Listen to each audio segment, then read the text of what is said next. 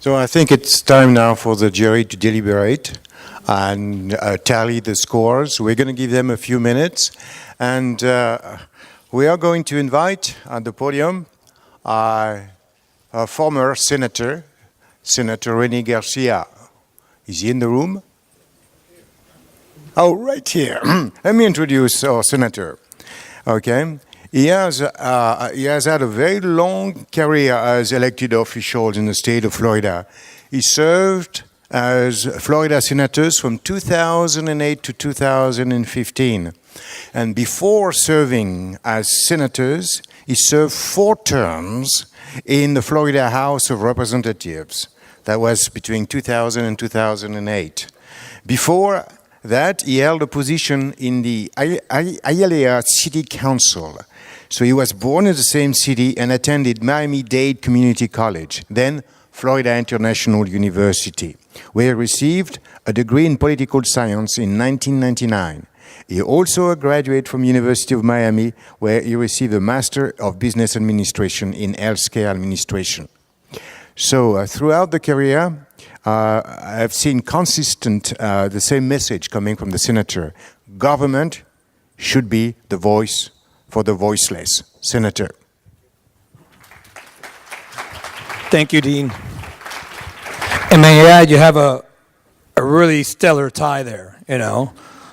So, but anyway, I know we can't be impartial here, partial. So it's all about the you for me most of the time. So, but anyway, except for today. But it really is an honor and a privilege to be here with you all today to talk to you. And I had this great speech that my staff put together talking about the intersection of technology, and engineering, and society and government. But the reality is, I don't need to be talking about that. You guys are doing it all today. It's really impressive to see what innovation is coming from Florida universities. It's really impressive to see the level of input and time that you put into all these projects that you are presenting today to change the way the world is. But always remember, the one thing that you always are going to need is you are going to need government, because unfortunately government, for most part, regulate a lot of the issues that you're talking about. When we talk about healthcare, we're talking about economic development or fresh drinking water, or even with our pets and how we are able to provide food for our pets. That in itself, a lot of those things are regulated through government. So as you provide these informations and you come up with these new technologies, always remember that we need to start educating a lot of our elected officials on the great uses of technology innovation in the way that we perform our daily lives, correct? Look at one of the things that we talked about here. Well, we didn't talk about it today, but one of the issues that we just recently passed in the Florida legislature was the use of telemedicine. Telemedicine, we've been talking about telemedicine for years in this country, but yet Florida was lagging behind because of a lot of different issues. A lot of different issues on how telemedicine was going to be applied, who can use it, who cannot, how you were going to be reimbursed for that telemedicine, what providers were going to be able to use it, could you use out-of-state providers as opposed to in-state providers? And those are issues that with technology, we have to address all those issues through technology at every single state until the federal government passes certain regulations, obviously, that affect the whole nation. So always remember that we have to include legislative bodies, whether local, state, or county bodies, and some of the technologies that are being introduced into our societies. Autonomous vehicles, one of the things that we've talked about, we see these autonomous vehicles on the road, and not in every state, but here in Florida is one of the pilot states that we can use autonomous vehicles. And that in itself took a couple of years in the legislature for that bill to come a reality. And now you see the use of autonomous vehicles here in Florida through prototypes and making sure they work out the kinks, but that in itself, again, took a couple of years to get that going through the Florida legislature. The other issue that we see where technology is being intersected with government is in education. You know, we see, obviously we have a lot of technology emerging in education and the way we educate and get information out to our students, but in itself, that's all regulated through government. And one of the greatest advances that we've seen in education, right, has been the virtual schooling, and being able to teach our students in their homes or being able to teach them remotely through the use of technology in the web and the other regulatory schemes that exist from the Department of Education. So all those are things that are happening on a daily basis. And the reality is that when I got up here and I was going to start talking to you, I was going to give you all these facts and figures, and I don't need to be giving that to you because you already have that. And through the use of engineers like yourself, I want you to believe this. And you see these projects that you all came in here. I'm glad that I'm not one of the judges because you guys, it's going to be very hard to judge and to be able to pick one over the other because everyone has a unique perspective in a different field. And that is all coming through engineers themselves. You all are the ones that are transforming the world. While yes, healthcare, education, aerospace, any other sector of the economy that you can talk about, we need engineers because you're the ones that are changing it on a day-to-day basis. You're the ones that are seeing where the chances and opportunities exist in order to make our lives better. And if you talk to someone like my father would say, oh no, technology is a very scary thing. Technology is going to be the end of the world. But that's because imagine what that generation has seen. The advancements that an 86-year-old man has seen from the time that he was out living in the farm, where there was one TV maybe, he was lucky, one TV in the whole neighborhood, and maybe limited access to phones, to fast forward 80 years later, and you see the amount of advancement that has happened in his life. And that's why for individuals like him, they find it a little bit scary.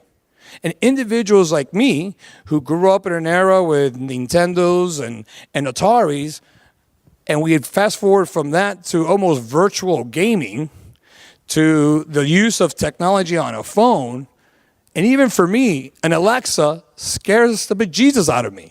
You know, thinking that I can talk to someone on Alexa and she's going to give me all this information. And my fear is also privacy issues. Like, what are they going to be listening to me?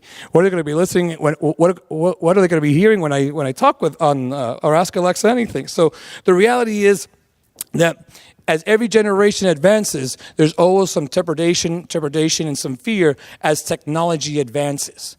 And that's why it's important for you as a generation that's up and coming. I'm not even going to say the next generation because you guys are doing it now, is to make sure that we use this technology for the good, for the positive, to make sure that we do transform the world and make it easier for individuals to be able to access information, to be able to transport themselves to other areas that they haven't been able to see, to be able to use the World Wide Web and use information that's out there to learn about different cultures and civilizations and see how they do it, to make sure that we provide fresh drinking water to individuals who have none, you know. So that is what's on your shoulders right now. Don't allow the negative or the negative political discourse that exists today to stop that motivation that you have. Let's use that negative political discourse that we're hearing in today's society to ensure that we do and transform it and make it into a positive. Make it into a positive to ensure that societies and people like us can live a lot longer, healthier, more positive life, interacting with one another and understanding that we and all of us have our differences, and not fighting over those differences, but learning to collaborate and learning to work together on what makes us equal. And that's just what is being a human race. That's what makes it powerful. And through the use of engineering and through the use of all this technology, we can accomplish all these goals. So when I look at you and I look at all of you, I really think that the future is incredibly bright. And it's up to you to move forward. And if something fails, go back and do it again and keep on doing it. And just because you fail, don't stop. And I say that to all of you because I know how difficult it must be coming up with these different prototypes. I couldn't even begin to start coming up with any of these ideas. The fact that it's an idea that's coming out of your minds, it's impressive enough for me. And that's why For me, as a former state legislator, it's important, and I stress the importance of you and your engineering societies to reach out to elected officials so they can understand the important role that every single one of you play, the important role that our universities here in the state of Florida are playing in changing our lives. That's why I say it's important for you to get out and meet them and bring them into your campuses, bring them into your programs like we did, Dean, to understand everything that is happening on a day-to-day basis. Because at the end of the day, whether we like it or not, a lot of these regulatory components that will allow you to grow, will allow you to expand, will allow you to bring a new product to market, will come through the regulatory schemes that exist at our different states and our different state capitals. So it's incumbent upon you and your universities and your deans to reach out and educate the next generation of elected officials so they can for one, not be scared or worried about the technological advances that are coming through your sector. Because if we do that, and we go back to Tallahassee, since we're all state schools here, state colleges and state universities, and a couple of private ones, I'll tell you this, if we start doing that, you can start seeing the advancement quicker in our own state. For example, and I'll give you another example that we had some difficult time in Tallahassee with the issue of solar panels and the tax credits and so forth. That in itself, just because it's a great idea to expand the use of solar energy in our state, we in this room think it's a great idea. But for every great idea, there's someone that's detracting and someone on the other side that's fighting against it. And who would you think that was fighting against the use of solar panels in the state of Florida? FPL. I'm not going to mention FPL, but FPL it was. Okay. And that's not only FPL, but all the energy companies were fighting against it. So what they did, in their infinite wisdom, which a lot of the energy folks were out there, and I don't want to call out one company over another, but what they did, they put out a referendum, they put out a ballot initiative through the legislature that the legislature voted on for these tax credits and so forth on solar paneling. But the reality is that it really limited the amount, I thought, it limited the amount of solar panels, solar power that can be generated and reused and resold back to the energy companies. So that's why it's incumbent, it's important on all of us, and this is for those of us that are not engineers and so forth that are involved in the political process, always to read these constitutional amendments that come forward and try to find out where they are coming from and how they will affect our daily lives. And that's why I always find it incredible to see individuals like yourselves that are involved and so heavily involved in trying to change our world. But always remember that we have to get our elected class motivated and involved in order to be able to move our products forward. So with that, I'll tell you that I feel very confident in all of you and the work that you have done and the products that you have presented today. I mean, if I had the money, I'd be investing in every single one of them, or putting you in touch with individuals that can, because they were all that well thought out. I have nothing negative to say about any of your products. It was very impressive, and I can't wait to go back to our friends in Tallahassee and let them know about what I learned today and what Florida schools are doing in our great state. So God bless you all and keep pushing forward. And it has been an honor to be with all of you here today. God bless.